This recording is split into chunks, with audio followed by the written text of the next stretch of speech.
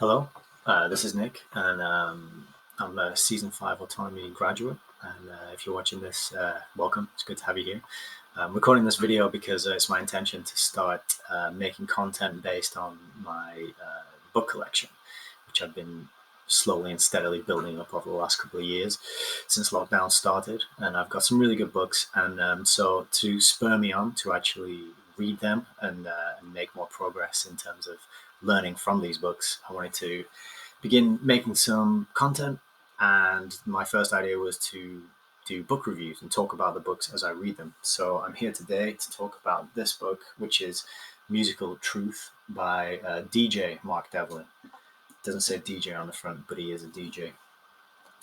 So if you'll sit down and stick with me for the next 10 minutes, I'm going to tell you a little bit about this book, things I learned reading it, and what I think about it. So, this is Musical Truth by Mark Devlin. This is published in 2016, and I ended up getting this book because I was at a music festival earlier this year, and I don't go to music festivals a lot, but I was there and drinking, and I was thinking to myself, all these pop bands and pop acts and groups, are they really all writing their own songs? And are they, and if not, who is? And is there some sort of group of shadowy songwriters off stage somewhere pumping out these hits, giving them to the pop stars to pretend to claim as their own and give to us? And I was just pondering this, and then soon after that, I listened to a podcast, a Crow 777 episode, where he was interviewing a British DJ by the name of Mark Devlin, who I'd never heard of before. And I really enjoyed what Mark had to say in the interview. He's talking about, he spent 15 or 20 years as a mainstream radio DJ. So he would interview different artists, and he would put together chart shows and new music, and so he was traveling backwards and forwards. He was very immersed in the music scene and the sort of commercial music scene, I would say.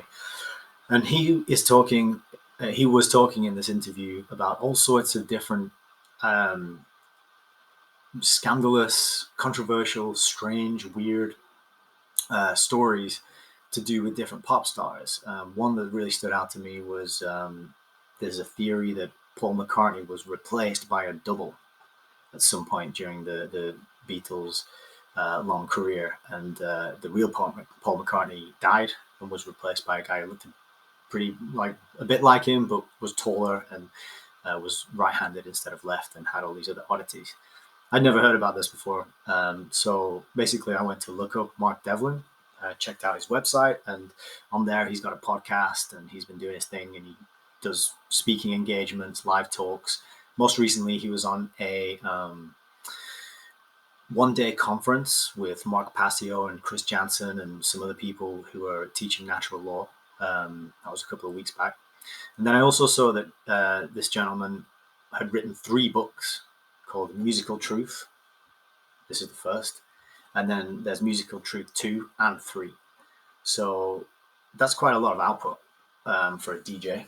I've never read a book by a DJ before, but I was pretty interested in this one. So I put in an order, and because he's in the UK, I could order directly from him, and he shipped me the trilogy of books, and he put a little note on the inside as well, which is really cool. So I've got a signed copy of this book now. And it's a great book. It's hefty. It's 500 pages long, but it's for a softback, it's really high quality. It's kind of sort of floppy, and the pages are nice and big and solid. They don't feel flimsy at all. The print is really good and easy to read, very easy to read. The guy's writing style is like you're down the pub with, that friend of yours who tells you about all the crazy conspiracy theories. Dude, didn't you know this and that? And that's the style it's written in, so it's incredibly easy to read. It was kind of synchronistic. I was thinking about who's writing all this music, and then I found out about this guy who's writing books on this very topic. So, Musical Truth. I would say the title is somewhat misleading, because this book is more like truth with a little bit of music in there as well. There's the scope of this book is huge, and to give you an idea, I thought I'd give you a quick rundown of the index. So we'll just get to the back. I've been through this book once with my highlighter, and I've tabbed some pages that I want to come back to and talk about in this video. But right off the bat, if you get onto the index, the first one is 9/11. That's the first entry in the index, excuse me.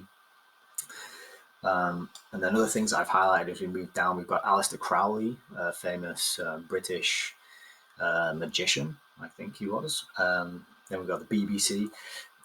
We've got Bill Gates and Bill Hicks next to each other in the index. So this is a book about musical truth, and we're talking Bill Gates and Bill Hicks. And those two being next to each other in an index is almost sacrilege to me, but hey-ho, I guess that's just the alphabet and the way it works. So we got Britney Spears, and she's next to CIA. We've got the Church of Satan. We've got conspiracy, a lot of pages mentioning conspiracy. Dave McGowan, who's another writer that's done good work on Laurel Canyon in the USA. Dr. Richard Day gets a mention. Excuse me, let me take a sip. Fritz Springmeier, George Carlin, Illuminati, probably 50 or so references to the Illuminati. Then we've got the musical side of things, Jay-Z, Jim Morrison. Between Jim Morrison and John Lennon, we've got Jimmy Savile. Kanye West, Katy Perry, LSD, Lady Gaga, Laurel Canyon. That's the what Dave McGowan's writing about. MK Ultra, NTV, Madonna, Mind Control, Monarch Programming, Nicki Minaj. We got pedophilia, Paul McCartney, predictive programming, Rihanna, ritual sacrifice, Rockefeller Foundation, Russell Brand. And then it just kind of goes on like that. The index is